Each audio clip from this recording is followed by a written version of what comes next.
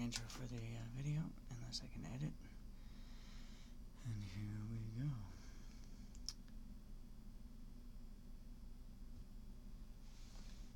Welcome to BC and DC. This episode of the podcast, if I can get my tongue untied, as always, is brought to you by The Burn. Well, it's brought to you by Brad, which is the man that runs The Burn.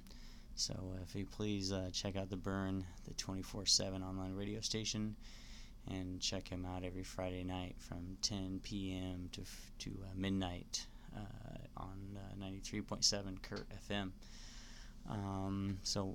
Once again, sorry I didn't do music in the intro of Michaela, any one of her songs. I think I just need to have my friend Brad show me how to do that editing thing again and put her music in the beginning and learn how to fade it and all that cool stuff, which I'll have him show me a few times so I'll figure it out. But welcome to another attempt at videoing. Sorry, the last one I've had trouble uploading.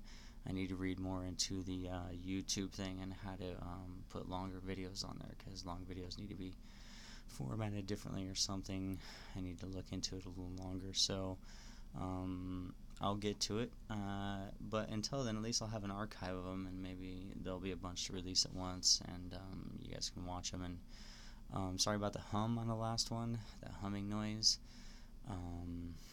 It's because I had the other laptop here, and for some reason it was just too close to all this stuff. So when I get a bigger desk in here, or just a bigger top, I'll get things a little more organized so I won't have any nasty noises.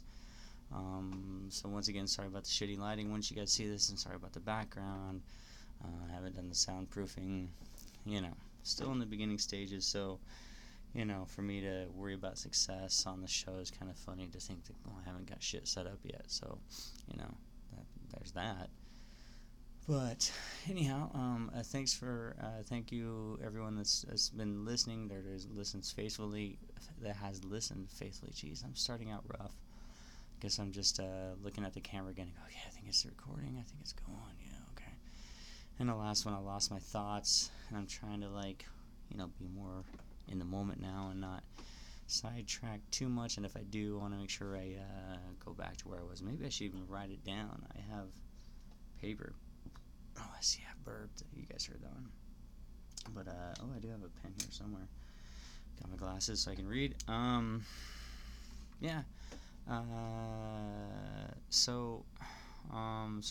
think I covered the hum on the last one. And I'm covering why I'm not playing the music. And I tried. I was going to play it on the other laptop, and that's when I figured out the humming was coming from there. And I was like, well, I'll do an external cord to a little speaker or something. I'll figure it out. Or I'll get the editing done right with good old Brad, because the man's amazing when it comes to computers. I've always been impressed. I don't know where to start. There was a couple things I want to do. I guess one of the things I did want to do is I don't know if I should start with it or I should close with it, but it's this book here. So for you guys watching or looking, for users listening, which is pretty much everyone, it's a book that I've been blessed to be able to look at and to share with you guys. It's they're all notes, poems, letters from my wife's father. He has passed. He's hasn't been with us for a while.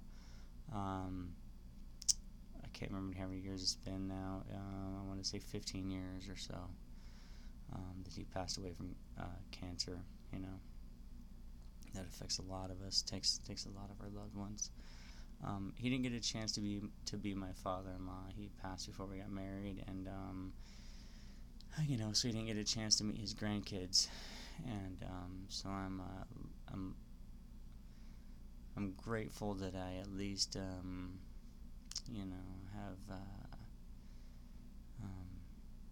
brought him grandchildren. Even though he didn't get a chance to meet them.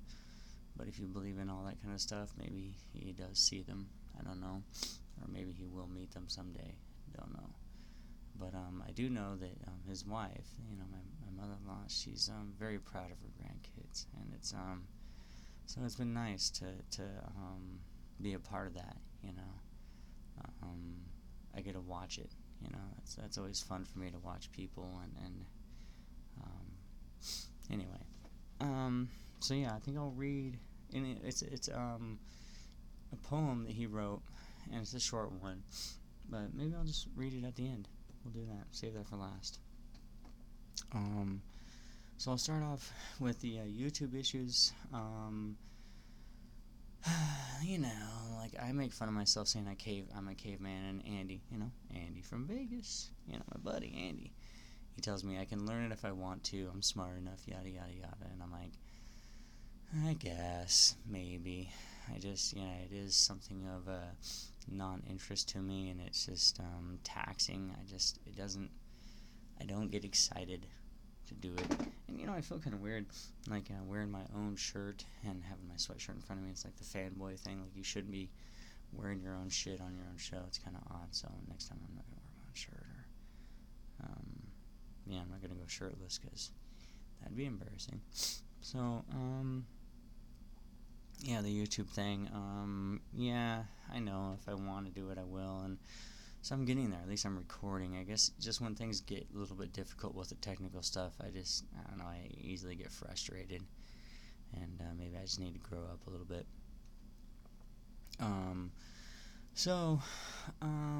Something kind of cool that I've been thinking about for a long time is the idea of soulmates. You hear it all the time. You hear people talking about meeting their soulmate. Did I say that? Mumble mouth right now. Or wanting to meet their soulmate, or thinking there is such a thing as a soulmate waiting for them.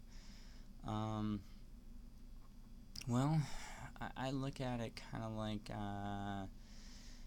the Hallmark type thing. I don't really know if there's such a thing called a soulmate in the sense of what we've been told what it is. So I've kind of thought about it, what it means to me, or what I think it is. I guess I always need to preface that I don't know. I don't need to be a claimant to say I know it all, or I know this. This is what the answer is, and I think it's just a lot of times I find answers for me, what works for me, and that's all I want to relay.